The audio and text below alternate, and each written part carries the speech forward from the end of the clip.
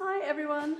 Well, my horse Leader is munching behind me. I wanted to do a video talking about this concept of ideal movement, the perfect movement in rehab and training, and also thinking about what might be technically correct and what might be considered incorrect. Well, firstly, unless you're putting yourself or your horse at risk, to be honest, I don't believe that there is any kind of incorrect movement, except for the ones that are likely to predispose the horse to pain, or cause injury, or cause a reason why you're not going to progress properly, I shouldn't say properly, but comfortably through your rehab or training plan. So there may be instances that there are movements that we want to avoid. So say that you've got a soft tissue injury in the lower limb, a tendon or ligament injury, then you're not going to want to go in a deep unstable surface, because that, putting the horse in that kind of movement, might cause further injury. Another common situation is the idea of kissing spines, and the fact that if we have our horse in an inverted, a hollowed back position, then we're going to cause approximation of those dorsal spinous processes, and therefore potentially them to impinge, rub together and cause pain, and therefore this kissing spine. So there are sort of boundaries to what is correct and incorrect movement. But in terms of what is technically correct, if you are putting yourselves in front of a judge, whether that is a low-level local competition, whether it be, say, Western riding or British dressage, or anything that is based on what you look like, then there obviously will be a technically correct way of doing things, because it's going to be marked against a sort of very strict set of criteria. And if you're a Grand Prix dressage rider, you know, the other end of the scale, a few millimetres of position of the hooves during your half pass, or you know how your canter pirouette is carried out, or the balance of your horse, then yes, there is a technically marked, yes, this is good, or no, this isn't quite so good. However, when we think about rehabilitation and training, we need to consider that actually all movement is generally positive to a system. What we want to do is we want to increase the ability of the musculoskeletal system to manage movements in a variety of ranges, directions, amount of force, amount of pressure, the range of motion that we're after, so that the body can then tolerate the different movements. So there's a saying, and I heard this through somebody that I've been following called Kathy Sierra on Panther Flows, and she talked about some idea that it's not the issue on the sports field that causes the injury for the player. It might be that they got out of their car the wrong way, and that was the injury.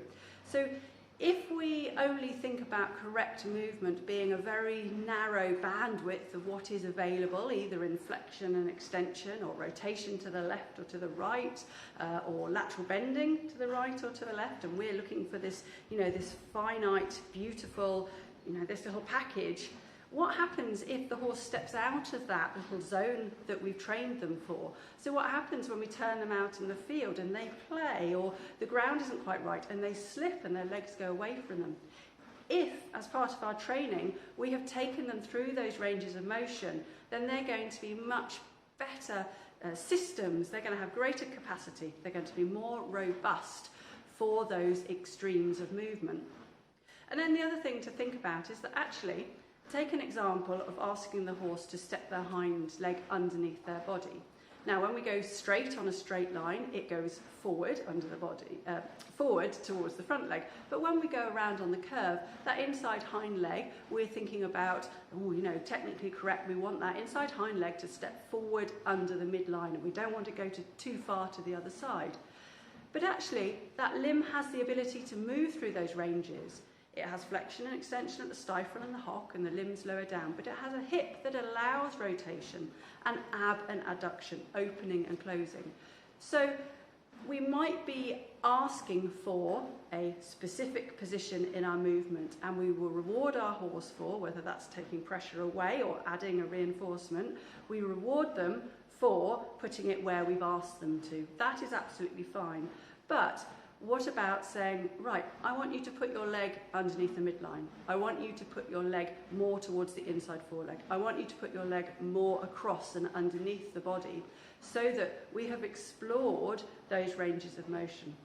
So I'm not taking away the idea that when we're training, we're aiming for something particular, and obviously, you know, our sort of goal is to get that particular movement. But how about having 10 particular movements and training towards each of those so that our horse's body gets to explore in a nice, safe, controlled way, with us directing and reinforcing the right way, the right movement, ensuring that it's not causing pain, looking to see what our horse finds easy, what they find difficult, and perhaps actually being confident enough to say, yeah, I'm not in front of a judge today, I'm not doing a dressage test, I'm not having to do anything specific, so let's have too much neck bend, let's have a little bit of head tilt, see what happens.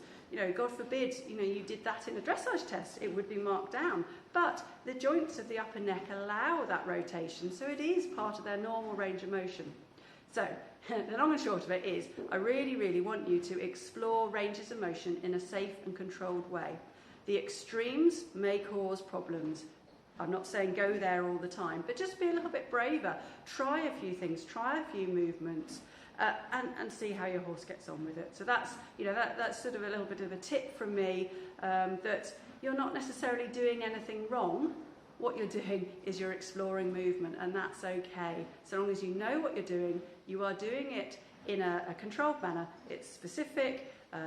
You aren't causing your horse any pain, and you know, you aren't going to go in front of your Olympic panel of judges and say, well, actually, I'm going to do it like this. No, that's not what I'm saying. But you know, just have fun with your horse, try things, explore, experiment, and be confident that if you and he and they are safe, then you're not necessarily doing anything wrong.